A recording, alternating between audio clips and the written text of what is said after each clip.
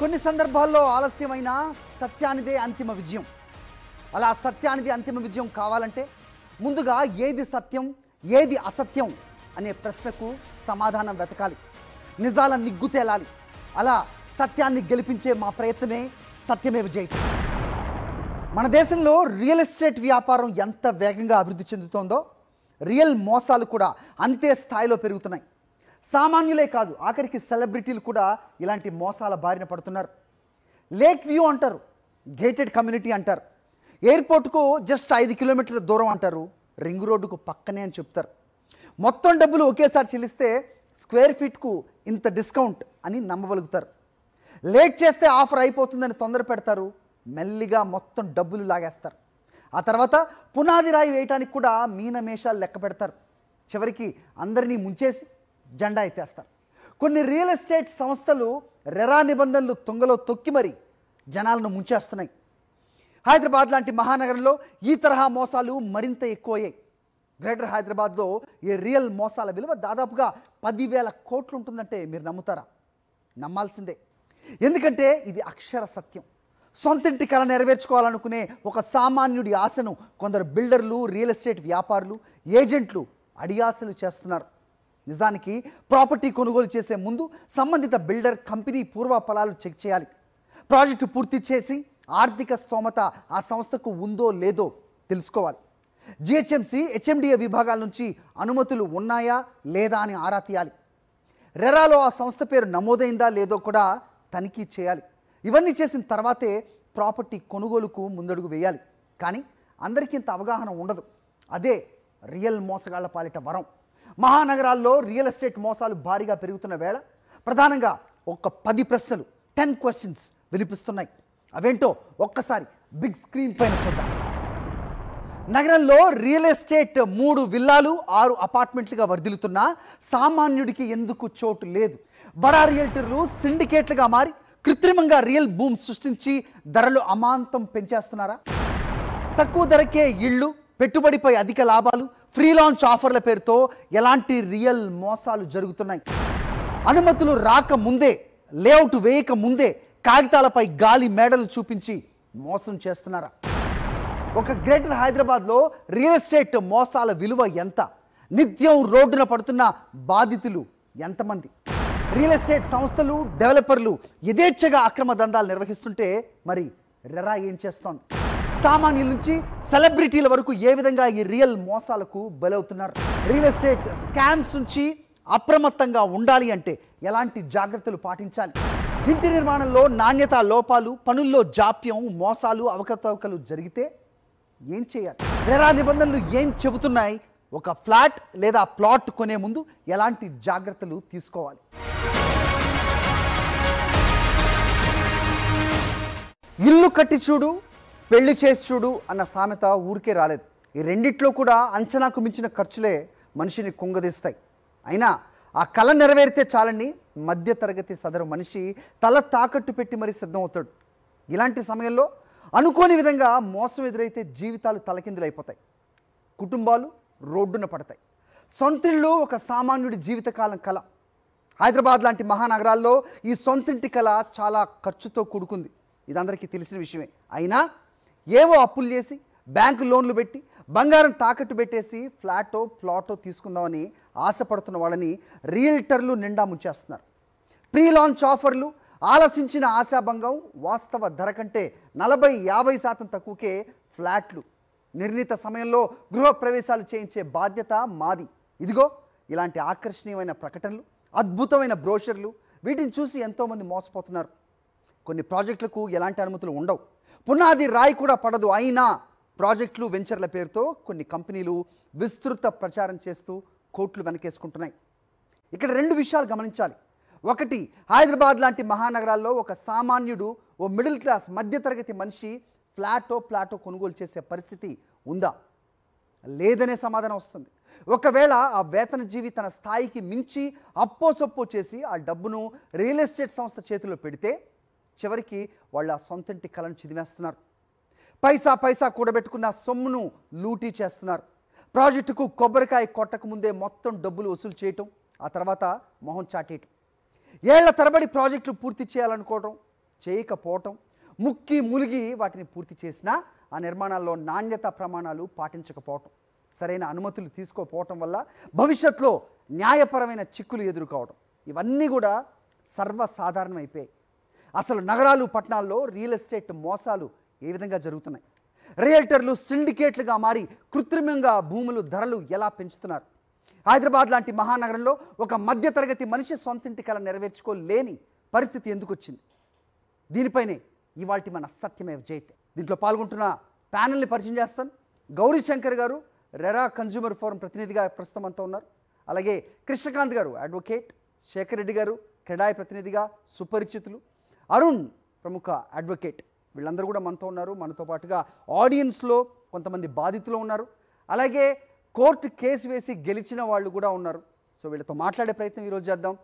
So real estate, నేను ఇంతకు ముందు చెప్పినట్టుగా సొంతింటి కళ అనేది ఒక సామాన్యుడి అలివి కానీ అందుకోలేని ఒక స్వప్నంగా ఉన్న నేపథ్యంలో వాళ్ళని కొంతైనా ఎడ్యుకేట్ చేసి ఈ ప్రాబ్లమ్ని సెన్సిటైజ్ చేయటమే మా ఈ సత్యమేవ జయతే ప్రధాన ఉద్దేశం.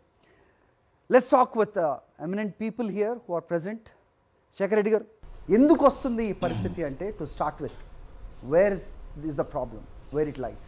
రియల్ ఎస్టేట్ సెక్టర్ మన స్టేట్లోనే కాక అక్రాస్ ద కంట్రీ కూడా టోటల్ అన్ఆర్గనైజ్ సెక్టర్గా ఉంది. దీని ఒక ఆర్గనైజ్ సెక్టర్లో తీసుకురావాలనేది మేము చాలా కృషి చేశాము.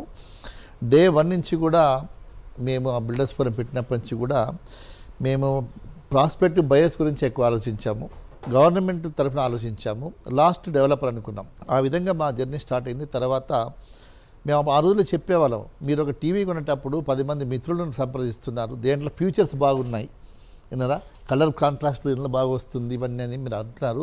ఒక ఫ్లాట్ ఒక ప్లాట్ కొనేటప్పుడు దానికి డిటిసిపి లేఅవుట్ ఉందా, హుడా లేఅవుట్ ఉందా, ఎంసీహెచ్ పర్మిషన్స్ ఉన్నాయా, మీరు లైఫ్ టైం మీ ఎర్నింగ్స్ అన్ని కూడా మళ్ళీ ఇన్వెస్ట్ చేయబోతున్నారు. కన్జ్యూమర్ బివేర్ అంటారు, బయ్యర్ బివేర్ అంటారు, జాగ్రత్త మీరు తీసుకోవాలని ఇట్లనే చాలా డిబేట్ చేసాం ఆ రోజుల్లో. దాని తర్వాత మేము క్రెడాయ్ అనే ఒక సంస్థను నేషనల్ లెవెల్లో ఎస్టాబ్లిష్ చేస్తాం. దాంట్లో కూడా మన builders forum a founder, one of the founder, I'm the founding vice president. అక్కడ మేము ఇంట్రొడ్యూస్ చేసిందంటే కోడ్ ఆఫ్ కండక్ట్, ప్రతి మెంబర్షిప్ ఇచ్చేటప్పుడు కోడ్ ఆఫ్ కండక్ట్ సిగ్నేచర్ చేయాలి.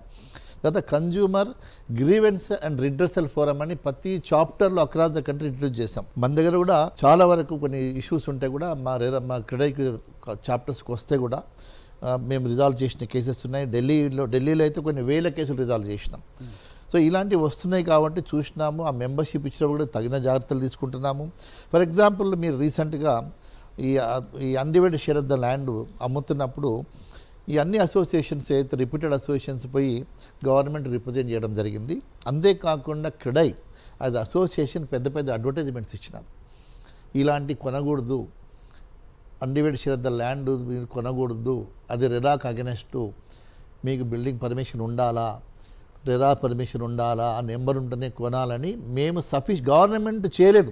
కానీ as a body CREDAI as a real estate body కన్జ్యూమర్ని ఎడ్యుకేట్ చేయాలని పెద్ద పెద్ద అడ్వర్టైజ్మెంట్స్ ఇచ్చి చెప్పడం జరిగింది. 2006లో మనము ఒక మంచి బిల్డింగ్ రూల్స్ తీసుకొచ్చాం, ప్రపంచంలో లేని రూల్స్ తీసుకొచ్చాం. మా మీద వేసుకున్నాం. Licence to developers first time పెట్టినాం మన కంట్రీలో. తర్వాత 10% of the built up area occupancy సర్టిఫికెట్కు లింక్ చేసాం. ఈ ప్రాజెక్టు పర్మిషన్ తీసుకున్న ప్రకారమే కట్టినని మా ఆర్కిటెక్ట్ సర్టిఫికెట్ ఇస్తేనే, మాకు ఆక్యుపెంట్ సర్టిఫికెట్ వస్తేనే మా 10% ఏదో బిల్టప్ ఏరియా మేము మార్టిగేజ్ చేస్తున్నామో అది మాకు రిటర్న్ వస్తుంది. లేకపోతే 10% పోతుంది, లైసెన్స్ పోతుంది, వీడు బ్లాక్ లిస్ట్ అవుతారు. ఇవి మేము సెల్ఫ్ ఎన్ఫోర్స్మెంట్ పెట్టించుకున్నాం. గవర్నమెంట్ ఆ రోజు మమ్మల్ని అడగలేదు. ఇండియాలో పెండింగ్లో ఉన్న కేసెస్ లక్షల్లో ఉన్నాయి. అందుకే ఈ డిలే, ఈ తాత్సారం కూడా జరుగుతుంది అనేది. సో వీటిల్లో if I'm not wrong more than 50% భూమికి సంబంధించిన కేసులు, right sir? Land litigation. Yes or no? Exactly. Sir దీనికి సంబంధించి మరి ఎందుకు ప్రభుత్వం మనదే, బాధితులు మన వాళ్ళే, దేశ ప్రజలే, కానీ ఇలాంటి ఒక రిజిడ్ సిస్టమ్ వల్ల నష్టపోతున్నది వాళ్ళు. తర్వాత గ్రీవెన్సెస్ కానీ లేకపోతే తిరిగి అలిసి సొలిసిపోయి మేము ఎప్పటికీ గెలవలేమని వదిలేసిన వాళ్ళు కొంతమంది అయితే, గెలిచిన వాళ్ళు చాలా కొద్దిమంది. ఎక్కడుంది లోపం? Starting from judicial. ₹1 కోటి దాకా మీరు ఇన్వెస్ట్ చేస్తున్నప్పుడు it is the bounded duty of the buyer, it is the bounded duty of the purchaser to go through in to the documents. ఎందుకు మీరు దాన్ని సరిగ్గా పరిశీలించకుండా పొలోమని చెప్పి సరిగా ఉండాల్సిన అవసరం ఉంది అనేది మీరు గుర్తించరు. 7 acres కొన్న వ్యక్తి, 7 acres మాత్రమే టైటిల్ ఉన్న వ్యక్తి నాకు 19 ఎకరాలు ఉందని చెప్పి కన్స్ట్రక్షన్కి ప్రమోట్ చేస్తున్నప్పుడు, ముందుకు వెళ్తున్నప్పుడు ఎందుకు మీరు క్యూలో నిలబడి కొనాలి? నేను తప్పు అనట్లేదు, తప్పు పట్టట్లేదు వాళ్ళను. కానీ జరిగిన తప్పు ఎక్కడుంది అంటే కేవలం 7 ఎకరాలు, లక్ష్మీనారాయణ అనే వ్యక్తి కేవలం 7 ఎకరాలను మాత్రమే కొన్నాడు. 19 ఎకరాల్లో 38 టవర్లు, 10 టవర్ల పైన 38 ఫ్లోర్లు కడుతుంటే ఎందుకు క్యూలో వచ్చి నిలబడ్డారు? 38 అంతస్తుల బిల్డింగ్ ఒకళ్ళు కడుతున్నారు, అతనికి ఉన్నది పర్మిషన్ 7 ఎకరాలే, 19 ఎకరాల్లో కడుతున్నాడు అని ఎంతమందికి అవగాహన ఉంటుంది సార్? డెఫినెట్గా ఉండాల్సిందే సార్. ఉండకుంటే ఇప్పుడు ఎవరు ఇబ్బంది పడుతున్నారు? కార్పొరేట్ ఆఫీస్లో మనల్ని కూర్చోబెట్టి ఐసోలేట్ చేసి, ఫ్రీజ్ చేసి, కూల్ డ్రింక్స్ ఇచ్చి, అవసరమైతే మంచి హాస్పిటాలిటీ చూపించడానికి మనం ఫ్రీజ్ అయిపోతే తప్పేవరిది? నేను తప్పు పట్టట్లేదు, బాధితులనే అట్టి పరిస్థితుల్లో నేను తప్పు పట్టట్లేదు. కానీ దేర్ ఈజ్ ఏ వే. మీకు పూర్తి స్థాయి ఛాన్స్ ఉంది. 40 లక్షల రూపాయల నుంచి 1 కోటి రూపాయల పైన మీరు ఇన్వెస్ట్ చేస్తున్నప్పుడు why don't you cross check the documents? ఎందుకు ఎన్కంబరెన్స్ నమ్ముతున్నారు? ఎన్కంబరెన్స్ అంటే గవర్నమెంట్ ఇచ్చిందేనా? ఇంత ఖర్చు పెడుతున్నప్పుడు ఒక లీగల్ ఒపీనియన్ తీసుకోవడంలో తప్పు అయితే లేదు కదా, చెక్ చేసుకోవడంలో తప్పు లేదు కదా, ఎంఆర్ఓ ఆఫీస్కి వెళ్ళడంలో తప్పు లేదు కదా.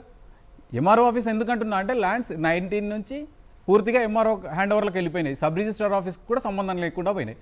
ల్యాండ్ కొన్నప్పుడు దాని మీద టైటిల్ ఉందా లేదా, జస్ట్ అగ్రిమెంట్ ఆఫ్ సేల్తోనే మీరు ముందుకెళ్తున్నారు అంటే వాడు మీ డబ్బులు తీసుకున్న తర్వాత ఇప్పుడు బయటికి వెళ్ళిపోయిండు, ఏ విధంగా దాన్ని రికవరీ చేసుకోగలుగుతారు? అసలు కన్స్ట్రక్షనే స్టార్ట్ కానప్పుడు శ్రీమంతులు ఎందుకు డబ్బులు పెట్టుబడి పెట్టినరు? వాళ్ళు దాంట్లో ఎంజాయ్ చేద్దామని కాదు. ఆ 40 లక్షల రూపాయలు ఇన్వెస్ట్ చేస్తే కన్స్ట్రక్షన్ వరకు ఒక 2 సంవత్సరాల్లో 20 లక్షలు తీసుకొని బయటికి పోవచ్చు. ఇంకా ఎవరైనా ఎంతూజియాస్టిక్ పర్సన్స్ ఉంటే వాళ్ళకి అది అమ్మేసేసి బయటకు రావచ్చు 20 లక్షలతోన. ఎఫ్డీలో పెడితే 7 సంవత్సరాల నుంచి 14 సంవత్సరాలకు డబ్బులు అవుతున్నప్పుడు ఇది బాగుంది కదా అని చెప్పేసి డబ్బులు ఉన్నోళ్ళు కూడా పోలమని దాంట్లో పెడుతున్నారు. మరి అటువంటప్పుడు 100 కోట్లు 1000 కోట్లు కలెక్ట్ చేసుకున్న తర్వాత అవి ఇండ్యూస్ చేసాయా? ఇది కట్టడం వల్ల వచ్చేది ఏముంది? కడితే ఒక 100 కోట్లు వస్తాయేమో, జంప్ అయితే 1000 కోట్లు వస్తాయి. ఇంత అద్భుతంగా అందరూ నిలబడి వాళ్ళకి సపోర్ట్ చేసినప్పుడు రెరా మాత్రం ఏం చేస్తుంది, గవర్నమెంట్ ఏం చేస్తుంది, జ్యుడిషియరీ మాత్రం ఏం చేస్తుంది? మీ ఆర్గ్యుమెంట్ చాలా బాగుంది. నేను ఏం చేస్తుంది, కోర్టులు ఏం చేస్తాయి అంటే కోర్టులు ఏం చేయలేదు. మీరు చెప్పిన దాంట్లో పాయింట్ ఎంఆర్ఓ దగ్గరకు ఉన్నాం సార్. నేను ఒక స్థలం రిజిస్ట్రేషన్ పేపర్లు సృష్టించి నేను వెళ్ళి నాకు రిజిస్ట్రేషన్ చేయమని చెప్తాను. వాళ్ళు what they look at sir, వాళ్ళకి ఫీజు సరిగా వస్తుందా, ఆ డాక్యుమెంట్స్ ఆర్డర్ సరిగా ఉందా, ఆర్డర్ సరిగా ఉందా, అది చూసి మాత్రం చేసేస్తారు. ఆ తర్వాత లీగల్ గా ఏదైనా ఉంటే మీరు కోర్టులో చూసుకోవాలి. ఇది ఎక్కడ న్యాయం సార్? సబ్ రిజిస్ట్రార్ డ్యూటీ గాని we have audience here, let them talk. అమ్మేవాందేం తప్పు లేదంటారా మీరు? నేను అమ్మేవాళ్ళే తప్పు, ఖచ్చితంగా తప్పే సార్. 100% అమ్మేవాడు తప్పు చేసిండు. కానీ దానికి బాధ్యులు ఇప్పుడు ఎవరు ఇబ్బంది పడుతున్నారు? ఇబ్బంది పడుతున్నది ఎవరు సార్? నేను ఇబ్బంది పడుతున్న దాని గురించి 100% తప్పు. He should be punished, he should be hanged at least. ఇప్పుడు అది చేయట్లేదు, మీరు కొనే వాళ్ళదే తప్పు అంటున్నారు. కొనే వాళ్ళది ఎట్లా తప్పు? హిస్ పాయింట్ ఇస్ అతనికి పూర్తి అవగాహన ఉండాలి అంటారు. పూర్తిగా అవగాహన ఉందండి. మాకు రిజిస్ట్రేషన్ చేశారు, మధ్యలో వదిలేశాడు, యూడిఎస్ అని చెప్పారు కదా, గవర్నమెంట్ రిజిస్ట్రేషన్ చేసింది. దానికి ఎవరు బాధ్యులు? ఇప్పుడు నేను కొన్నాను, గవర్నమెంట్ రిజిస్ట్రేషన్ చేసింది, అది కూడా ఇన్వాలిడ్ అయినా డాక్యుమెంట్. కృష్ణకాంత్ గారు, మన లా ఏం చెప్తుందంటే the burden is on the buyer అని చెప్పి that is there. So even మనం కోర్టుకి వెళ్ళినప్పుడు కూడా there is a law called caveat emptor. Caveat emptor అంటే ఏంటంటే the burden is on the buyer. So నువ్వన్నీ చూసుకొని అన్ని వెరిఫై చేసుకొని నువ్వు కొనలేదు కాబట్టి చాలా కేసెస్ కూడా ఉన్నాయి, ప్రెసిడెంట్స్. ఇప్పుడు ఈ సాహితీ శర్వాణి ఇలాంటి ప్రాజెక్ట్ గురించి ఎస్ నియర్లీ అంతే 1700 to 1800 crores స్కామ్ అది. It's deemed as one of the biggest real estate scam in Telangana and both Telugu states we can tell. So ఈ సాహితీ బుడ్డాడి లక్ష్మీనారాయణ అనే వ్యక్తి సో ఉట్టి సాహితీ శర్వాణి ప్రాజెక్ట్లోనే దగ్గర he has swindled around like 600 to 700 crores. అది కాకుండా ఇంకా వేరే ఇంకొక 9-10 ప్రాజెక్ట్స్ ఉన్నాయి ఆయనకి. గుంటూరులోను, ఇక్కడ అక్కడ హైదరాబాద్, అన్ని కొల్లూరులోను, అన్ని చోట్ల, బాచుపల్లిలో, తెల్లాపూర్లో, చాలా చోట్ల ఉన్నాయి. అన్ని చోట్ల ఈయన స్కామ్ చేశాడు. The same thing, pre launch offers పేరు మీద మనీ కలెక్ట్ చేసి దాని తర్వాత ఆ మనీని ఆ ఫండ్స్ అన్నిటి మిస్అప్రోప్రియేట్ చేసి వేరే షెల్ కంపెనీస్ ద్వారా దాని ద్వారా whatever it is he has swindled the money. So ఇవాళ రోజు కానీ బాధపడుతుంది who has gone through the brunt here at the end of the day victims. వాళ్ళకే కదా బాధ. ఇవాళ రోజు పడిగాపులు పడుతుంది వాళ్ళు, కానీ లక్ష్మీనారాయణ కాదు. లక్ష్మీనారాయణ 12 ప్రాజెక్టులు టేకప్ చేశాడు, కొన్ని కంప్లీట్ చేశాడు, కొన్ని ఆన్ గోయింగ్ ప్రాజెక్ట్స్ ఉన్నాయి.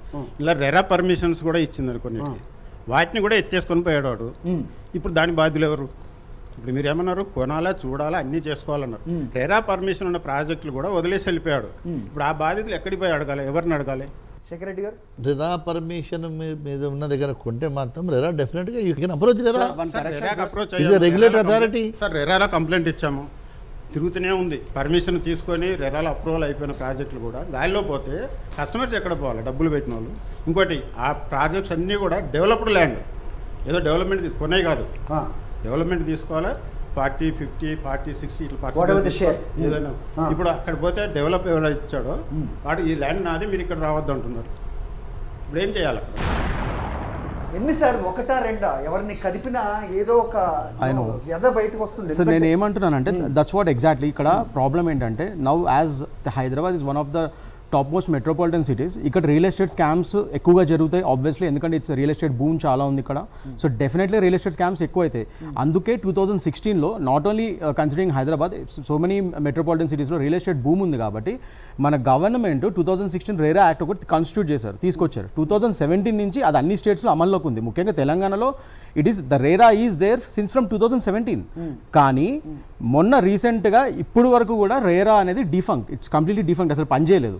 మేము జూన్లో సాహితీ శర్వాణి వాళ్ళు ఈ విక్టిమ్స్ వీళ్ళందరూ ఒక with all the permissions taken Indira park దగ్గర ధర్నా చౌక్ దగ్గర చాలా పెద్ద ధర్నా చేయటం వల్ల జూన్ 2023లో they have done a dharna. At the same time coincidentally Padmanabha Reddy garu the NGO ఉంది, ఆయన కూడా హైకోర్టులో పిల్లేయడం వల్ల ఈ రెండిటి వల్ల ప్రెషరైజ్ అయ్యి గవర్నమెంట్, అప్పుడున్న గవర్నమెంట్ బీఆర్ఎస్ గవర్నమెంట్ ప్రెషరైజ్ అయ్యి దే హ్యావ్ అప్పటి వరకు రేరాకి ఒక చైర్మన్ లేడు, ఒక బాడీ ఎడ్యుకేటింగ్ బాడీ ఆఫీసర్ లేడు, ఎవరు లేరు అనమాట. They don't even have anything. మన ఎవరైతే జిహెచ్ఎంసీ కమిషనర్ ఉన్నారో ఆయననే అడిషనల్ బాధ్యతలాగా రేరా ఇచ్చారు. దీనికంటే సపరేట్ బాడీ పెట్టాలి actually. They have to appoint, ఒక చైర్మన్ లేరు, ఎవరు లేరు. ఇవన్నీ అయిన తర్వాత after our dharna and everything జూన్లో మేము చేసాము 2023లో జూలై 1కి ఎన్ సత్యనారాయణ గారిని retired IAS officer, is also has a very good name in the past track record. So ఆయనని అపాయింట్ చేశారు రేరా చైర్మన్ కింద. అప్పుడు ఇంకా మేము వెళ్ళి మళ్ళీ సార్ దగ్గరికి వెళ్ళి we have given the letter of representation, అసలు ఏం చేయొచ్చు ఏంటి అని. రేరా ఒకటి ఏంటంటే సార్, ఇట్లాంటి స్కామ్స్ గురించే రేరా రియల్ ఎస్టేట్ ఈ అథారిటీని తీసుకొచ్చింది government. So only to address the grievances of the home buyers. నగరాల వారీగా నిలిచిపోయిన ప్రాజెక్టులు, వాటి విలువ. ఓకే సార్, లక్నో 48 ప్రాజెక్టులు ఆగిపోతే 13,024 ప్లాట్లు అవ్వచ్చు, ఫ్లాట్లు అవ్వచ్చు. Yes, okay, they are at the stage where అది కంప్లీట్ అవ్వదు, ఎప్పటికి అవుతుందో తెలియదు. What I'm saying is monetary authority దానికి ఉందా అనేది ఒకటి ఉంది, లీగల్ శాంక్టిటీ ఏ మేరకు ఉంటుంది అనేది 100% ఉంది. దీని వల్ల కన్స్యూమర్ కి రెరాకున్న సంబంధం ఎంత? That's what I'm coming to the same point sir. చాలా దట్స్ వాట్ రెరాలో కంప్లైంట్ ఇచ్చాము. కంప్లైంట్ ఇచ్చినాక మేము కొనుక్కునేది ఎప్పుడంటే ఇండివిజువల్గా కొనుక్కున్నాం. బయ్యర్ ఎప్పుడు ఇండివిజువల్గా తీసుకుంటారు కదా, దాని దగ్గర కొన్ని వందల మంది కొనుక్కొని పోతే మీరు అందరూ కలిసి ఒక అసోసియేషన్ ఫామ్ చేసుకొని రండి అంటారు. కొనుక్కున్న వాళ్ళకి చాలా మందికి తెలియదు అది ఎవరెవరు ఎక్కడెక్కడ ఉండి. అసోసియేషన్ అంటేనే ఇక ఎన్ని కుమ్ములాట్లు కొట్లాట్లు ఉంటాయి అదొకటి.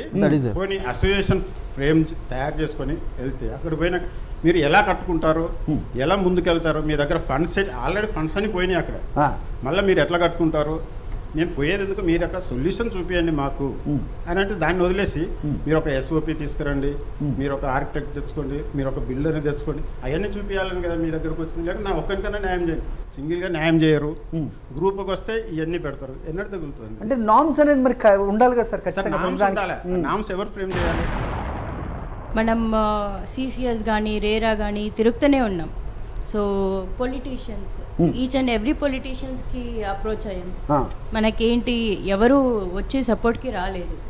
సో మనకి ఇప్పుడు గవర్నమెంట్ సపోర్ట్ లేదు, ఎక్కడ సపోర్ట్ లేదు అంటే ఎక్కడికి వెళ్ళాలి? మీరు ఎలాగమ్మా, మీరు బాధితులా, అయ్యో విక్టిమ్, ఏం చేశారు మీరు, ఏంటి మీ కేసు చెప్పండి ఒకసారి. 2019లో మనం కొన్నాం.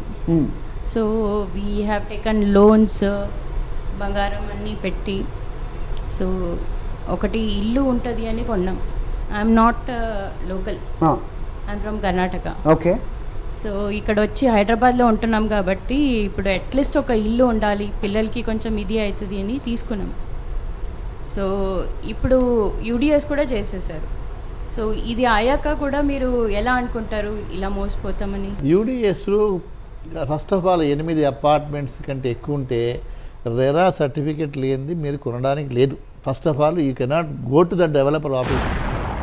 ఇక్కడ మనకి ఎందుకు హైటెక్స్లో పెట్టారండి విత్తనం, ఎగ్జిబిషన్లో అన్ని పేపర్లలో వచ్చింది, అన్ని టీవీలలో వచ్చింది. అక్కడ క్రెడాయి కూడా ఉంది ఆ రోజు, అక్కడ వాళ్ళు పెట్టిన ఎగ్జిబిషన్స్లోనే వీళ్ళు పెట్టారు. ఇదే సాహితీ శర్వాణి కానీ సాహితీ ప్రాజెక్ట్స్ అన్నీ కానీ అందులో వాళ్ళ స్టాల్ కూడా ఉంది.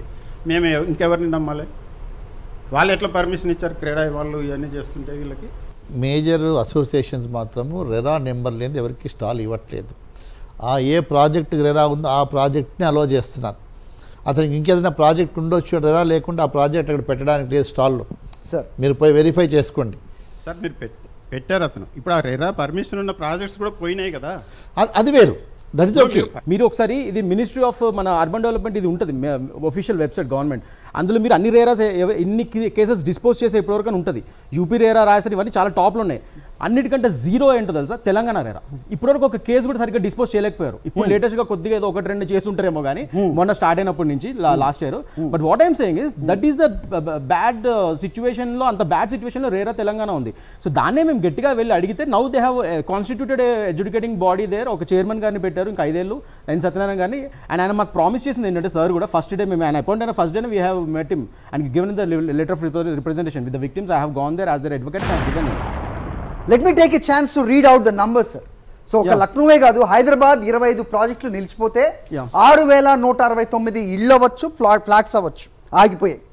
గురుగ్రామ్ 158, 52,509 నిలిచిపోయిన ఫ్లాట్లు. నాయిడా 103 ప్రాజెక్టులు నిలిచిపోయాయి, 41,438 ఫ్లాట్స్ అవ్వచ్చు, ప్లాట్స్ అవ్వచ్చు ఆగిపోయాయి. ఫరీదాబాద్ 16, 7,060. న్యూఢిల్లీ 1, 900 ఫ్లాట్స్. దీనికి మరి వీ నీడ్ టు అప్రిషియేట్ అనాలా లేకపోతే ఏమనాలో తెలియదు నాకు. సో ఢిల్లీలో ఎందుకు మరి అంత కట్టుదిట్టంగా ఉంది? నిజంగా ఉందా? ఈ నంబర్స్ అన్ని తప్పైతే కూడా కరెక్ట్ మీ, బికాజ్ ఇది నేను చదివేది ఏదో ఆషామాషి నంబర్ కాదు. ముంబై 234 ప్రాజెక్టులు, 37,883 ఫ్లాట్స్. నవీ ముంబై 125 ప్రాజెక్టులు, 28,466 ఫ్లాట్స్. థానే 186 ప్రాజెక్టులు, 57,520 ఫ్లాట్స్. పూణే 172, 24,129. బెంగళూరు 225, 39,900. చెన్నై 92, 21,867. లక్నో 48 ప్రాజెక్టులు ఆగిపోతే 13,024 ఫ్లాట్స్ ఆగిపోయాయి. జైపుర 37, 9,862. భోపాల్ 27, 7,500. ఈ లెక్కన వీళ్ళు డబ్బులు కట్టిన వాళ్ళు, వాళ్ళ బాధ, వాళ్ళ వ్యధ ఎవరు ఇచ్చేయాలి? సార్ గౌరీశంకర్ గారు, చివరిగా వస్తున్నాను మీ దగ్గరికి, ఎందుకంటే మీరు కన్జ్యూమర్ ఫోరంకి ఏదైతే ఉందో దాన్ని మీరు రిప్రజెంట్ చేస్తున్నారు, రైట్? ఎంతమందికి న్యాయం జరిగే అవకాశం ఉంటుంది? ఈ ప్రోగ్రామ్ చూసే వాళ్ళకు కూడా ఒక అవగాహన రావాలి, ఒక అవేర్నెస్ తెలియాలి. ఈ పలానా చోటకి మనం వెళ్ళొచ్చు అనే ఒక ధైర్యం ఏ మేరకు ఇవ్వచ్చు? ప్రీవియస్గా ఏంటంటే ప్రాపర్గా ఒక కోడిఫైడ్, ఒక ప్రాపర్ ఒక కాంప్రహెన్సివ్ లా లేదు. రకరకాల చట్టాలు అప్లై అవుతుంటాయి. తర్వాత డిఫరెంట్ అథారిటీస్ లైసెన్స్ ఇస్తుంటారు. ఏంటంటే చాలామంది అవుట్స్కట్స్లో వేసేవాళ్ళు, పర్టికులర్లీ ప్లాట్స్ సంబంధించి రియల్ ఎస్టేట్స్ వాళ్ళు గ్రామ పంచాయత్ సర్పంచ్ దగ్గర నుంచి ఒక లేఅవుట్ తీసుకొచ్చేస్తున్నవాళ్ళు. అది అప్పుడు కాదు. ప్రీవియస్గా ఏంటంటే మనకు 2 రకాలు ఉండేవి.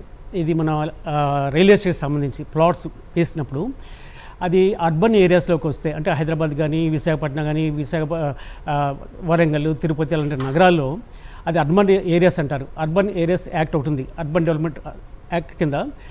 అర్బన్ ఏరియాస్లో 200 కిలోమీటర్స్ కానీ, 400 కానీ, 600 కానీ స్క్వేర్ కిలోమీటర్స్ ఏరియాలో, చుట్టుపక్కల ఉండే ఏరియాలో గ్రామ పంచాయతీ ఉండొచ్చు, మున్సిపాలిటీ ఉండొచ్చు, మున్సిపల్ కార్పొరేషన్ అయినా ఉండొచ్చు. సో ఆ అర్బన్ ఏరియాస్లో ఎవరైనా వెంచర్స్ వేస్తే ఖచ్చితంగా అర్బన్ అథారిటీస్ దగ్గర నుంచి అప్రూవల్ తీసుకోవాలి. రేరా కంటే ముందు ఉన్నటువంటి చట్టం ఏంటంటే, ఎక్కడైనా మోసపోతే వినియోగదారుడు ఇలా కొన్న పర్చేజర్ కానీ, ఫ్లాట్ పర్చేజర్ కానీ, ప్లాట్ పర్చేజర్ కానీ మోసపోతే సివిల్ కోర్టులో ఉండేవి. దానికి ఆల్టర్నేటివ్గా కన్జ్యూమర్ ప్రొటెక్షన్ యాక్ట్ వచ్చింది. సో ఎక్కడైనా ఇండివిజువల్గా మోసపోయిన కన్జ్యూమర్స్ ఉంటే ఇలాగా ఫ్లాట్స్ కానీ, ప్లాట్స్ కానీ, హౌసింగ్ సైట్ కానీ కొన్న దాంట్లో మోసం జరిగితే, ఈ బిల్డర్ ఏమైనా మోసం చేస్తే, రియల్ ఎస్టేట్ వాళ్ళు మోసం చేస్తే సివిల్ కోర్టు పోయి అప్రాపరేట్ రిలీఫ్స్, అదే పొజిషన్ గురించి కానీ, రిజిస్ట్రేషన్ గురించి కానీ, కాంపన్సేషన్ గురించి కానీ పోవాల్సి వచ్చేది. ఏ నెంబర్ వస్తుంది సార్? కన్జ్యూమర్ కోర్టుకి వెళ్తే నాకు వచ్చే నెంబర్ ఎంత? Token number? టోకెన్ నెంబర్ కాదు, టోకెన్ నెంబర్ ఇస్తారని కాదు, నా నెంబర్ ఉంటుంది. ఎప్పుడు ఉంటుంది, ఎప్పుడు వస్తుంది? One second. ఉన్న లక్షల కేసు. దానికి ఆల్టర్నేటివ్గా సివిల్ కోర్టులో సంవత్సరాలు పడుతుందని చెప్పేసి అన్నారు కదా మీరు అడ్మిటెడ్లీ. దానికి ఆల్టర్నేటివ్గా ఇంకా to provide speedy, simple and inexpensive justice. నేను ఒక ప్రాపర్టీ కొన్నాను, ఒక ప్లాటో, ఒక స్థలమో కొన్నాను, 4-5 కలిసి ఒక అపార్ట్మెంట్ కట్టుకున్నాం, ఓకేనా? నేను చూడవలసింది ఇంతకుముందు మన అరుణ్ గారు ఆక్షేపించినట్టుగా కేవలం ఈసీఓ లేకపోతే అది జిరాక్సో ఇంకోటో కాదు. నా ముందు ఒక 8 మంది ట్రాన్సాక్షన్స్ అయినాయి. అంతకుముందు 30-40 సంవత్సరాల క్రితం నుంచి రికార్డ్స్ ఉన్నాయి. అది అర్ధరాత్రి వచ్చి మొత్తం కూలగొట్టేశారు పరిస్థితి. ఎందుకు అంటే 40 ఏళ్ల క్రితం అదొక వాటర్ పాండో లేకపోతే చెరువో whatever it is. So దీనికి ఎవరు బాధ్యత వహించాలి? కొనుక్కునే వాళ్ళే జాగ్రత్త పడాలని కరెక్ట్ కాదు. పూర్వకాలం ఉండేది ఆ చట్టం. నువ్వు కొనుక్కునేప్పుడు అది మారిపోయింది. ఇప్పుడు అమ్మేవాడే he must be aware of it. వాడు మోసం చేయకూడదని వాళ్ళ డ్యూటీ. చేస్తే వాళ్ళ బాధ్యత వహించాలి, కన్జ్యూమర్ కాదు. కన్జ్యూమర్ తెలియచ్చు, తెలియకపోవచ్చు, అందరు ఇంటెలిజెంట్ కాకపోవచ్చు, అందరు లిటరేట్స్ కాకపోవచ్చు, ఈవెన్ అడ్వకేట్స్ కానీ కోర్టులో కానీ ఒక జడ్జిగా జడ్జిమెంట్ ఇచ్చంటే హైకోర్టు అప్లైట్ కోర్టుకి వెళ్తే రివర్స్ అవుతుంది, సుప్రీంకోర్టు అయితే రివర్స్ అవుతుంది. సుప్రీంకోర్టులో ఇచ్చిన జడ్జిమెంట్స్, పాత జడ్జిమెంట్స్, ఎన్నో జడ్జిమెంట్స్ సబ్సిక్వెంట్గా రివర్స్ చేసిన కేసులు చాలా ఉన్నాయి. కాబట్టి కన్జ్యూమర్ మీరే తెలుసుకోవాలనేది నాట్ ప్రాపర్. Very well. చట్టాలు ఎంత మేరకు జనాల్లోకి తీసుకెళ్లాల్సిన అవసరం ఇంకా ఉంది. There is a big gap. ఎవరైనా మాట్లాడదలుచుకున్నారా? మనం నార్మల్ పబ్లిక్ రిజిస్ట్రేషన్ డాక్యుమెంట్ నమ్ముతారు. 2009లో మా అమ్మగారు కొండరెడ్డిపల్లి ఒంగూరు విలేజ్లో ఒక ప్లాట్ కొన్నాడు. ఇది సర్వే నెంబర్ 240. అది రిజిస్ట్రేషన్ బేస్డ్ డాక్యుమెంట్. ఆ పంచాయతీ లేఅవుట్ అనేది ఆ ప్లాట్ చేసిండు, ప్లాట్లో కొన్నాడు. దాని తర్వాత ధరణి వచ్చింది. ధరణి వచ్చిన తర్వాత ఈ పాత మాకైతే అమ్మారో దానికన్నా ముందు ఓనర్ వాళ్ళపైన మళ్ళీ ధరణి ఇష్యూ అయింది, పట్టా పాస్బుక్. వాళ్ళ ఫ్యామిలీలో మొత్తం స్ప్లిట్ చేసి డాక్యుమెంట్ కొత్త పార్టిషన్ చేసింది. దాని తర్వాత వాళ్ళు కబ్జాలో ఉన్నారు. ఇది మనం రిజిస్ట్రేషన్ డాక్యుమెంట్ నమ్మి వెరిఫై చేసి మనం కొంటే దాని తర్వాత ధరణి వచ్చింది, దీని తర్వాత ఇంకొకటి వస్తుంది. ఎట్లా వెరిఫై చేయాలి పబ్లిక్? మా సన్ యుఎస్లో ఉన్నారు. ఆయన 2018 డిసెంబర్లో జైన్ హౌసింగ్ కన్స్ట్రక్షన్ లిమిటెడ్ అని చెన్నై బేస్డ్ కంపెనీ వాళ్ళది ఇక్కడ కాజాగూడలో ఒక ప్రాజెక్ట్ ఉంది, జైన్స్ కార్ల్టన్ క్రీక్ అని జేసీసీ అంటారు. అందులో ABCDEFGH అని చాలా బ్లాక్స్ ఉన్నాయి. లాస్ట్లో వాళ్ళు ఏం చేశారంటే ఒక F బ్లాక్ అని చివరిలో కొంత జాగాని originally that was not intended to be constructed as a block. వాళ్ళు ఏం చేశారు, బికాస్ టు ఓన్ మనీ ఒక బ్లాక్ కింద కన్స్ట్రక్ట్ చేశారు. 13 అంతస్తులు అన్నమాట. అందులో మా సన్ 800 అంటే 8th ఫ్లోర్లో 10th ఫ్లాట్ 810 ఫ్లాట్ తీసుకున్నారు. ఒక 10 లక్షలు కట్టి రిజర్వ్ చేసుకున్నారండి. సబ్సిక్వెంట్గా he has been making the payment. State bank of ఇండియాలో లోన్ తీసుకుని నియర్లీ 90% ఆఫ్ ద అమౌంట్ అండి, అది నియర్ 98 lakhs. గారు ఇప్పుడు బ్యాంక్ లోన్కి వెళ్ళినప్పుడు ఇంతకుముందు అరుణ్ గారు చెప్పారు లీగల్ అడ్వైస్ తీసుకోవాలి అనేది. బ్యాంక్ లోన్కి వెళ్ళినప్పుడు ఖచ్చితంగా ఒక లాయర్ ఉంటారు, వాళ్ళు అపాయింట్ చేసిన లాయరు, దానికి సంబంధించిన లీగల్ అడ్వైస్ వాళ్ళు ఇస్తారు. ఆ లీగల్ డాక్యుమెంట్ ఇదంతా కరెక్ట్గా సవ్యంగా ఉంది అని ఇస్తారు. ఆ F బ్లాక్ కి సంబంధించి ఇచ్చారా లాయర్? ఇచ్చారండి. Like state bank of India Arun గారు సమాధానం చెప్పారు.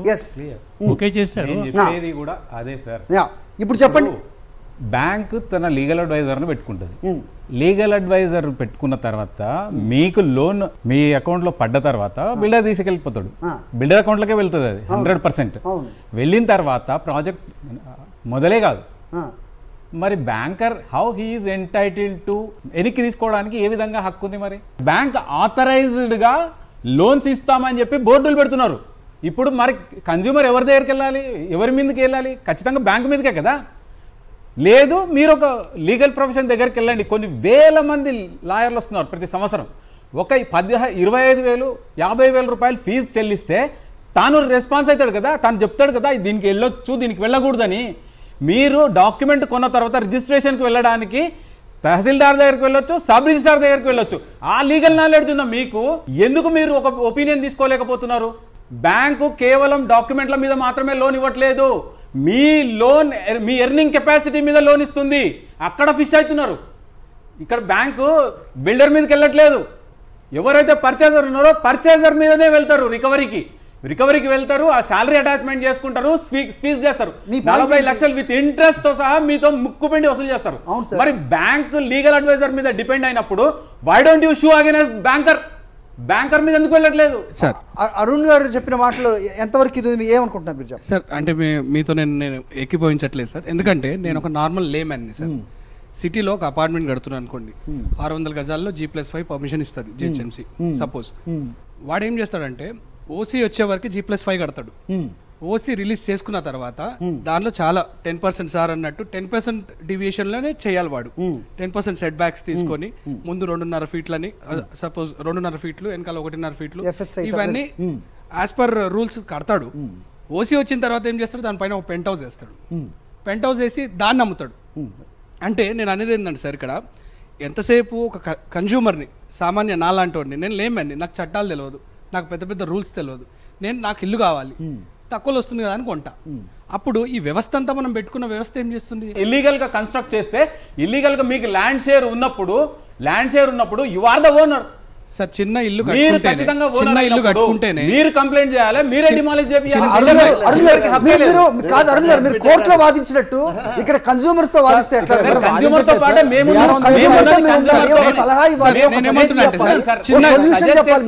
నేను సజెస్ట్ చేస్తున్నాను. వాళ్ళు పాయింట్అవుట్ చేయట్లేదు, వాళ్ళను ఇబ్బంది పెట్టట్లేదు, వాళ్ళను ఏ విధంగా నేను కించపరచట్లేదు. మేమే ఉన్నాం ఇప్పుడు, బాధితులతో పాటు సెయిల్ అవుతున్నది మేము, గొడవ పడుతున్నది మేము, కేసులు ఫైల్ చేస్తున్నది మేము.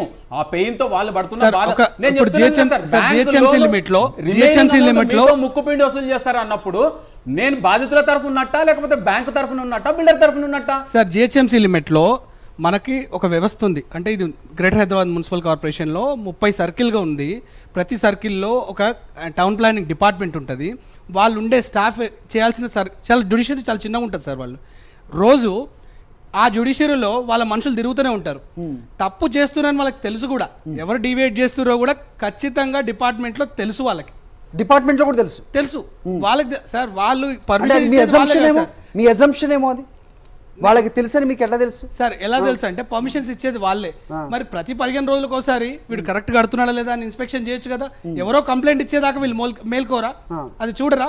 అంటే ప్రభుత్వంలో ఉన్న ఉద్యోగులే కరప్ట్ అయిపోయి కన్స్యూమర్ని మోసం చేస్తారా? నేను అస్సలు ఇష్యూ వారికి వచ్చిండ్రు, మరొక మాట అన్నారు, నేను తక్కువకి వచ్చింది కాబట్టి కొనుక్కున్నా అన్నారు. సార్ ఈ మొత్తం సమస్య అంతా అక్కడే ఉన్నది. ఈ undivided share of the land కానీ ఏది కానీ, ఇప్పుడు బంగారం ఉందండి, ఒక రేటుకి అమ్ముతున్నారు, ఒకటి సగం రేటుకి ఇస్తా అన్నప్పుడు వాడు డౌట్ పడాలి కదా ఆ షాప్ వాడిని, ఇందులో కల్తీ ఉందా ఏదో ఉన్నది, వీడు ఎట్లా సగానికి ఇస్తున్నాడు. ఇది కూడా సేమ్ థింగ్, వీడు సగం రేటుకి ఎట్లా ఇస్తాడు, అది కాస్టే కాదు, ఆ బిల్డింగ్ కట్టడానికి కాస్టే కానప్పుడు ఎట్లా ఇస్తున్నాడు. మీరు ఎందుకు క్వశ్చన్ చేసుకోరు?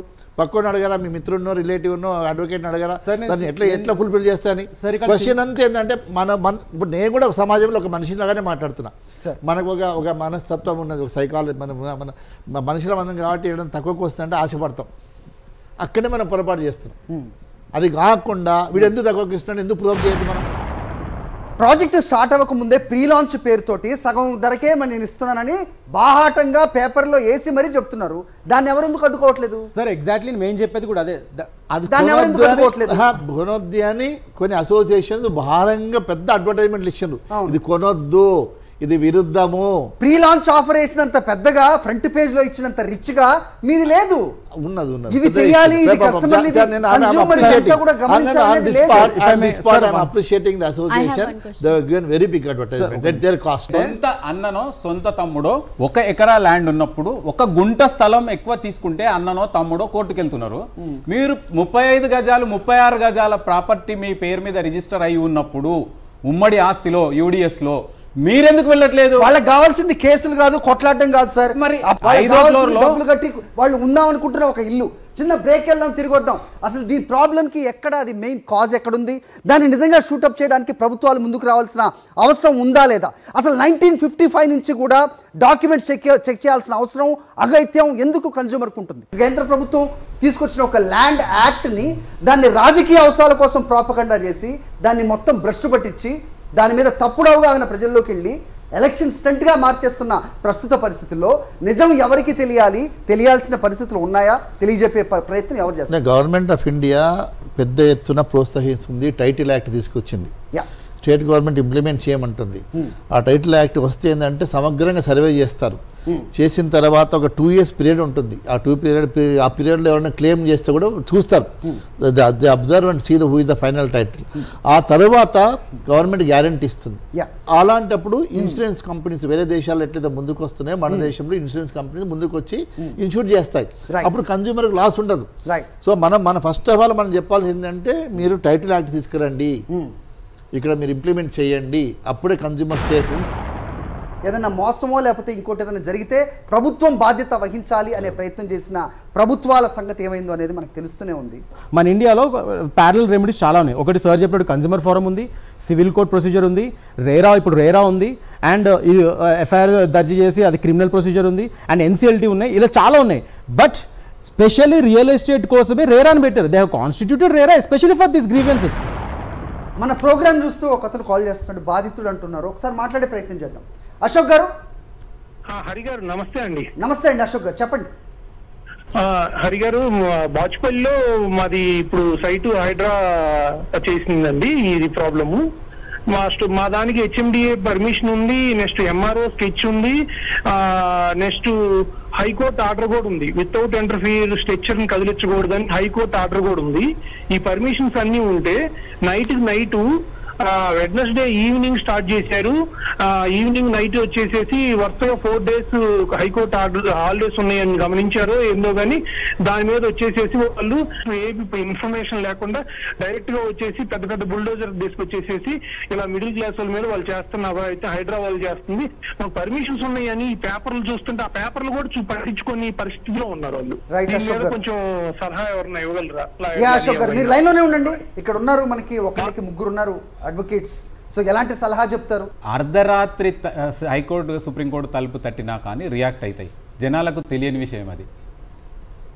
హౌస్ మోషన్లు మూవ్ చేసుకోవచ్చు. హౌస్ మోషన్ మూవ్ చేసుకుంటే జడ్జి గారి ఇంటికి అర్జెన్సీ ఏదైనా మ్యాటర్ ఉంటే మీకు హైకోర్టు ఆర్డర్ ఉన్నప్పుడు why the particular person is going to initiate the demolition, ఎందుకు కంటెంప్ట్ ఇష్యూ చెప్పారు? ఎందుకు చేయరు? ఇప్పుడు ఎంతసేపు బాధపడుకుంటున్న బాధితులు దాని మీద ఉన్న అర్ధరాత్రి వాళ్ళు కొన్ని వందల మంది ఏది బుల్డోజర్లు పోలీసు ప్రొటెక్షన్ దీంతోనే వస్తారు. అక్కడ ఇంటికాడ ఉండేది ఎంతమంది అండి? వీళ్ళు ఆ రాత్రి ఎక్కడ ఏ అడ్వకేట్ దగ్గరికి ఏ లాయర్ దగ్గరికి అశోక్ గారు మాట్లాడండి. లాయర్లు కూడా వచ్చారండి. లాయర్లు 3 టీం వచ్చింది. నైట్ లాయర్లు వచ్చాము, మేము అందరం అక్కడే ఉన్నాం. యూనిఫామ్ లో వచ్చారు సార్? కూడా వాళ్ళు డిస్కస్ చేయడానికి అరుణ్ గారు అడుగుతారు యూనిఫామ్ లో రావాలి అని. కోర్టుకి వెళ్లాల్సింది లాయర్లే కాదు, ఇండివిజువల్స్ కూడా వెళ్ళొచ్చు. అది తెలియకపోతే నేను చేయగలిగేది ఏం లేదు. రిజిస్ట్రార్ దగ్గరికి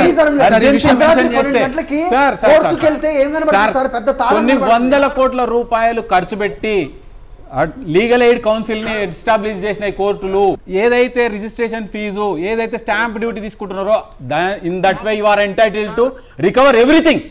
ఎందుకు అడుగుతున్నారు మీరు? అక్కడ గవర్నమెంట్ కి మీరు కట్టిస్తున్నారు, డబ్బులు కడుతున్నారు, స్టాంప్ డ్యూటీ కడుతున్నారు. స్టాంప్ డ్యూటీ కట్టినందుకు you are entitled to sue against government.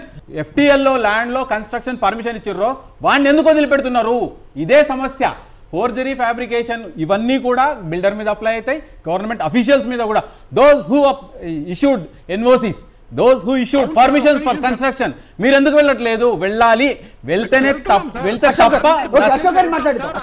Sir మేము ఆల్రెడీ దాని మీద పరిశీలిస్తున్నాం, ఆల్రెడీ హైకోర్టుకి వెళ్తాము. మాకు ఆల్రెడీ హైకోర్టు ఆర్డర్ ఉన్నా కానీ నైట్ వాళ్ళు ఏ విధంగా కూలుస్తారు అనే దాని మీద మాకు క్లారిటీ లేదు సార్. డెమాన్స్ట్రేషన్ చేయడానికి ఆల్రెడీ మా లాయర్లు వచ్చారు.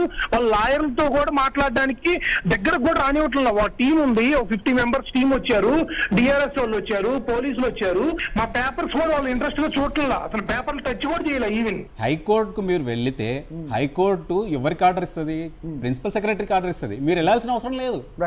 Order will speak, order will stay. Lawyer sir ఒక్క నిమిషం సార్, మాకు ఆల్రెడీ హైకోర్టు ఆర్డర్ ఉంటే వాళ్ళు ఎలా ఇంటర్ఫియర్ అనే దాని గురించి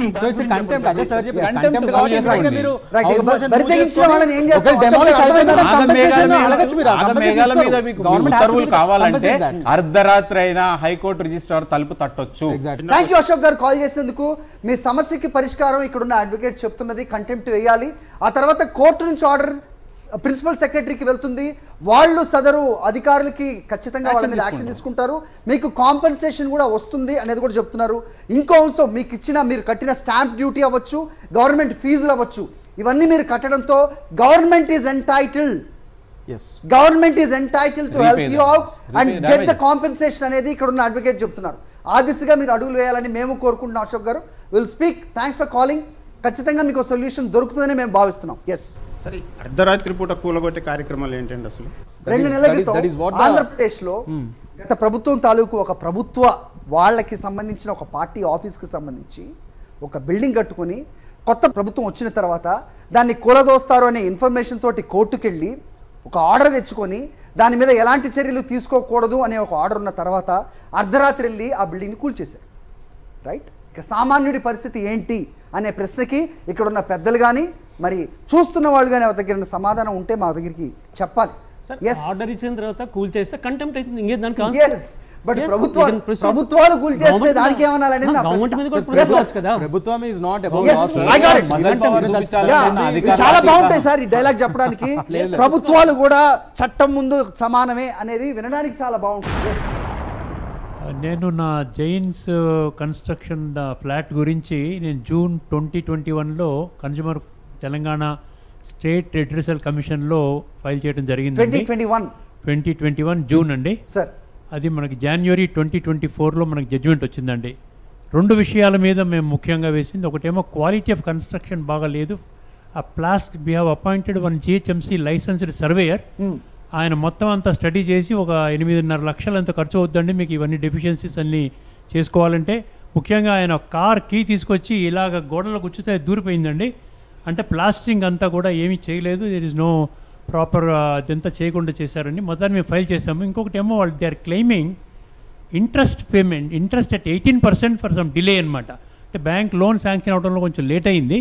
అందువలన మేము కట్టాం కానీ కొంచెం లేట్ అయిందని చెప్పి 18% వాళ్ళు దగ్గర మాకు ఒక 10 lakhs పైన ఇంట్రెస్ట్ కట్టమని చెప్పారు. ఈ 2 ఇష్యూస్ మీద మేము వెళ్ళాము.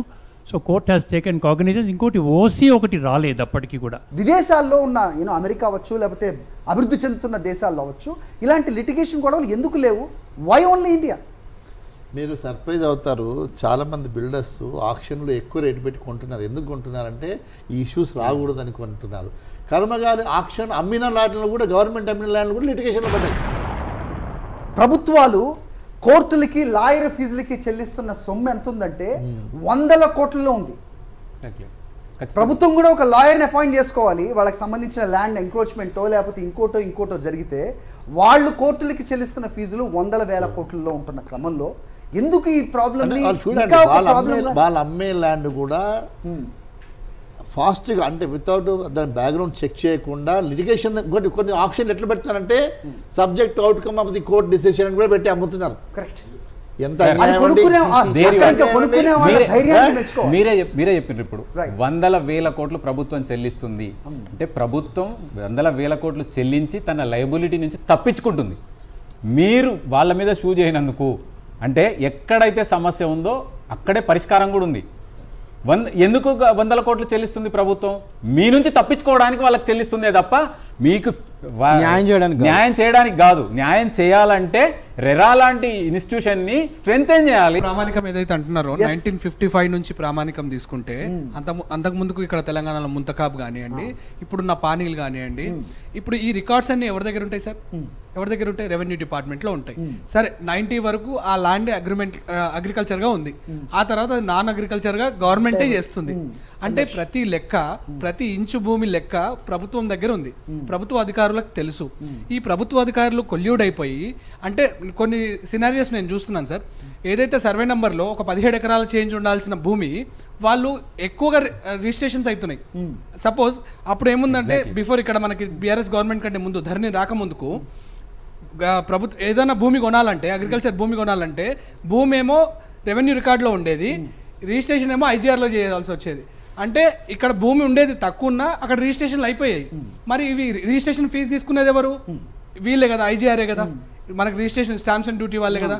అంటే వీళ్ళలో సమన్వయం లేకపోతే కస్టమర్ని ముంచేస్తారా? హైదరాబాద్లో లైవ్ ఎగ్జాంపుల్ చెప్తాను నేను. ఎల్బీ నగర్లో ఒక ఫేమస్ కన్స్ట్రక్షన్ కంపెనీ, పేరు కూడా చెప్పే ధైర్యం నాకుంది కానీ, కులదేవత పేరు మీద ఒక ప్రాజెక్ట్ స్టార్ట్ చేశారు. 85 ఎకరాలు ఎల్బీ నగర్ రెవెన్యూ విలేజ్లో ఉంటే కేవలం 47 ఎకరాలు మాత్రమే ఈరోజు ఉంది.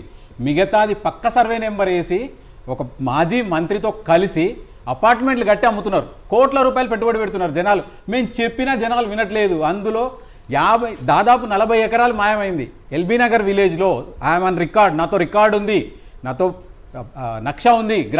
ఎంతసేపు ఇప్పుడు మనం బాధితుల తరపున మాట్లాడుతున్నాం. ఎస్, బాధితుల బాధలు గ్రీవెన్సెసేనా లేదంటే ఏదైనా సొల్యూషన్ దొరికే అవకాశం ఏదైనా కనిపిస్తుందా? ఇప్పుడు ఎట్లయితుందంటే సార్, ఇప్పుడున్న సొసైటీలో ఓ బిల్డర్ ఏం చేస్తున్నాడంటే సార్, రేరాకి వెళ్ళట్లేడు, అప్రోచ్ అవ్వట్లేడు. రేరాకి అప్రోచ్ అయినామనుకోండి టర్మ్స్ అండ్ కండిషన్స్ అన్నీ ఫాలో అవ్వాల్సి వస్తాయి. వాడికి ఏంది, ఆ సైట్ అమ్మేసుకుంటే చాలు.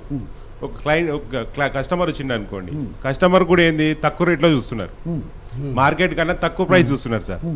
వాళ్ళకి రెరా అప్రూవల్తో సంబంధం లేదు, నాకు తక్కువ ప్రైస్ వస్తుంది కానీ వీళ్ళు కూడా ఆశపడి అక్కడికి వెళ్తున్నారు. వాడేం చేస్తున్నాడు బిల్డరు, మనకి అదే చేస్తున్నాడు. రేరాకి వెళ్తే మళ్ళీ టర్మ్స్ అండ్ కండిషన్స్ ఫాలో అవుతున్నామని ఆ ఫాలో అవ్వకుండా డైరెక్ట్ అమ్ముతున్నాడు. సో అక్కడ ఇక రేరా బలోపేతం ఎట్లయితుంది సార్? సో రేరా బలోపేతం అవ్వాలంటే ఫస్ట్ ఇక్కడ బిల్డర్ కానీ క్లయింట్ కానీ అందరూ కలిసికట్టుగా వాళ్ళు అవేర్నెస్ వస్తేనే అవుతుంది. లార్జ్ స్కేల్లో ఇలా ఏమైనా మిస్లీడింగ్ అడ్వర్టైజ్మెంట్ చేసినా, వైలేషన్ కన్జ్యూమర్ రైట్స్ వైలేట్ చేసినా, ఇలా లక్షల మంది వేల మందిని మోసం చేస్తుంటే వాళ్ళు సూయ మటుకు తీసుకోవడానికి అవకాశం ఉంది. ఈవెన్ రేరా మీద వాళ్ళ మీద ఫైన్ వేయడానికి, ఇంప్రిజన్మెంట్ వేయడానికి, ఈవెన్ సెలబ్రిటీస్ కూడా ఇదిగో చెప్తారు ఇక్కడ వెంచర్ వేస్తున్నారు ఇదిగోనండి అది కూడా అడ్వర్టైజ్మెంట్ చేస్తుంటారు కదా, వాళ్ళ మీద కూడా ఇంప్రిజన్మెంట్ వేయడానికి అవకాశం ఉంది. ఈ అడ్వర్టైజ్మెంట్ ప్రొహిబిట్ చేసడానికి అవకాశం ఉంది. కరెక్టెడ్ అడ్వర్టైజ్మెంట్ మళ్ళీ అడ్వర్టైజ్మెంట్ ఇవ్వడానికి అవకాశం ఉంది. వాళ్ళ మీద ఫైన్ వేయడానికి అప్ టు 10 లక్షల దాకా వేయడానికి అవకాశం ఉంది. ఈవెన్ సెలబ్రిటీస్ మీద కూడా ఫైన్, ఇంప్రిజన్మెంట్ కూడా వేసడానికి అవకాశం ఉంది. చట్టాలు చేసే చట్టసభలకు చట్టం తెలిసిన న్యాయవాదులను పంపించండి. 100 కోట్ల రూపాయలు పార్టీ ఫండ్ ఇస్తున్నారని చెప్పి ఎమ్మెల్సీ టికెట్లు ఇచ్చి ఎమ్మెల్యేలుగా చేస్తే ఈ సమస్య ఇదే. ఫస్ట్ పార్లమెంట్లో న్యాయవాదుల పర్సెంటేజ్ 80+. ఈ రోజు ఎంతమంది లాయర్లు ఉన్నారు పార్లమెంట్లో కానీ అసెంబ్లీలో కానీ? మీకు చట్టమే తెలియనప్పుడు ఏ చట్టం చేస్తారు మీరు? నన్ను పంపించమని నేను అడగట్లేదు. న్యాయవాదులు ఉండేట్టుగా చూసుకోండి. చట్టాలు జరిగే ప్లేస్లో న్యాయవాదులు లేకనే ఈ సమస్య. ఇప్పటివరకు రేరాకి ఇంతవరకు తీసుకొచ్చాం సార్ మేము. ఆల్ వీఆర్ ఆస్కింగ్ ఈజ్ ఇప్పుడు రేరాని ఏమడుతున్నాం అంటే జస్ట్ లైక్ జేపీ క్యాలిప్సో కోర్ట్ లాగా కానీ ఈ సంపద లివియా ప్రాజెక్ట్స్ లాగా కానీ అమరాపల్లి లాగా కానీ సెక్షన్ 8 ఇన్వోక్ చేసి గవర్నమెంట్తో మాట్లాడి సెక్షన్ 8 రేరా యాక్ట్ని ఇన్వోక్ చేసి థర్డ్ పార్టీ కన్స్ట్రక్షన్కి దీన్ని చేయండి. Treat this project as a rehabilitation project, సాహితీ సర్వాన్ ఇలాంటి రిహాబిలిటేషన్ ప్రాజెక్ట్ కింద చేసి థర్డ్ పార్టీకి అసోసియేషన్ ఆఫ్ ఎలాటిస్ ఆల్రెడీ వీళ్ళు అసోసియేషన్ ఫామ్ అయ్యారు. జరిగే ఛాన్సెస్ ఉన్నాయి, దగ్గరలోనే ఉన్నాయి మేము దానికి. సో దానికి మీ నుంచి కూడా ఇంకోసారి రేరాకి పిలిపేయాలి, వాళ్ళు ఇంకా కొద్దిగా తొందరగా చేయాలని మా ఆశ. రేరా వాళ్ళు ఏమంటున్నారంటే మేము అసోసియేషన్ ఒకటి ఫామ్ చేయడం జరిగింది సాహితీ విక్టిమ్స్ అంతా. అవును, లాస్ట్ మంత్ August 31 నాడు మీటింగ్. ఎవరు మన రేరా July 31 నేను వచ్చి సబ్మిషన్స్ ఇచ్చా కదా. July 31 మీరు కూడా ఉన్నారు. నేనే వచ్చి వాళ్ళు ఏమన్నారంటే మెంబర్స్ రేరా మెంబర్స్ మీరు ఒక SOPతో మా దగ్గరికి రండి, మీరు ఒక బిల్డర్ను చూసుకోండి, ఒక ఆర్కిటెక్ట్ చూసుకోండి అన్నారు. అంటే వాళ్ళు ఏమడిగారంటే సార్ సబ్మిషన్స్ ఇచ్చి నేను వాళ్ళు ఏమడిగారంటే మీరు ఒక ఆర్కిటెక్ట్ తో ప్లాన్ లేఅవుట్ కూడా తీసుకు, ఎందుకంటే ఇది 23 acres ప్రాజెక్ట్ యాక్చువల్లీ, కానీ ఇప్పుడు 8 acres కే వచ్చింది. అదే అడిగా నేను ఎగ్జాక్ట్లీ ద సేమ్ పాయింట్. మీరు ఉన్నది మీకు ఆస్కీ ఉంది, అడ్మినిస్ట్రేషన్ స్టాఫింగ్ కాలేజ్ ఉంది, వాళ్ళ ఇన్పుట్స్ ఉన్నారు, వాళ్ళ ఇన్పుట్స్ ఆల్రెడీ వీళ్ళు తీసుకున్నారు రేరా వాళ్ళు. సిఏ దగ్గర నుంచి ఫైనాన్షియల్ ఫీజిబిలిటీ ఆ ఇన్పుట్స్ కూడా తీసుకున్నారు ఆల్రెడీ రేరా మేము చేయబట్టి ఇవన్నీ చేశారు వాళ్ళు. అది కాకుండా ఆర్కిటెక్ట్ ప్లాన్ లేఅవుట్ కూడా ఎవరు చేస్తున్నారు వాళ్ళు. అది కాకుండా వాళ్ళు అడిగింది ఏంటంటే మీరు కూడా తీసుకురండి ఒక ప్రపోజల్ అంటారు. నేనేమంటానంటే మేము తీసుకురావండి, సరే at the end of the day మా మీద బర్డెన్ కాదు, మీ బర్డెన్ మిమ్మల్ని పెట్టింది దానికి మీరు చేయాలి. ఆర్కిటెక్ట్ని పెట్టి ఇవన్నీ ప్రపోజల్స్ తయారు చేయాల్సిన అవసరం రేరాది, అది బాధ్యత. బట్ మీరు మమ్మల్ని అడిగారు కాబట్టి మేము కూడా ట్రై చేస్తాం. కానీ మేమేమంటామంటే ఒక స్పెషల్ కమిటీ పెట్టండి, మీరు రేరాని ఒక స్పెషల్ కమిటీ పెట్టి అందులో ఈ ఎలాటీస్ని ఒక భాగస్తులను చేసి ఆర్కిటెక్ట్స్ని, ఎక్స్పర్ట్స్ని, ఇంజనీర్స్ని, గవర్నమెంట్ నుంచి కూడా ఎవరైనా పెట్టి ఒక స్పెషల్ కమిటీ ఫామ్ చేసి together they conduct meetings and brain Storm together ఈ ప్రాజెక్ట్కి ఒక సొల్యూషన్ వస్తుంది. దానికి ఇక్కడ బాధితులు ఎవరైతే ఉన్నారో వాళ్ళకి అవగాహన అనేది reasonable awareness. Yes sir Gowrishankar గారు. సో దీంతో రెరాని సంప్రదించాల్సిన అవసరం ఉంటుంది, ఎందుకంటే రెరాకి ఇప్పుడు అనేకమైన బాధ్యతలతో పాటు హక్కు కూడా కల్పించడం జరిగింది ప్రభుత్వం. సో రెరా పర్మిషన్ అనేది మ్యాండేటరీ, అదే ప్రామాణికంగా చూడాల్సిన అవసరం ఉంది. రీజనబుల్గా ఉందా లేదా ఒక ట్రాన్సాక్షన్ అనేది చూసుకోవాల్సిన అవసరం మాత్రం ఆ బాధ్యత కూడా మన మీద ఉంటుంది. ఆ తర్వాత ప్రభుత్వం పరిధిలోకి ఖచ్చితంగా వస్తుంది. సో ఎవరిని సంప్రదిస్తే దీనికి సొల్యూషన్ వస్తుంది అనేది మాత్రం ఆలోచించాల్సిన అవసరం ఇక్కడ రెరా అనేది ప్రధానంగా చాలా వినిపిస్తున్న నేపథ్యంలో రెరాని బాధ్యులుగా చేయాలి, వాళ్ళ దృష్టికి తీసుకెళ్ళాలి. యాక్షన్ తీసుకోకపోతే కనుక ఖచ్చితంగా కంప్లైంట్ చేయాల్సిన అవసరం ఉంటుంది. రైట్, మొత్తానికి ఒక ఫాస్ట్ పేస్లో పెరుగుతున్న హైదరాబాద్ అభివృద్ధితో బాటుగా జరుగుతున్న ఈ మోసాలని అరికట్టడానికి మేము చేసిన ఈ చిన్న ప్రయత్నం సత్యమేవ జయతే ద్వారా సక్సెస్ అవుతుందని మేము భావిస్తున్నాం. Thank you for watching. చూస్తూనే ఉండండి సాక్షి.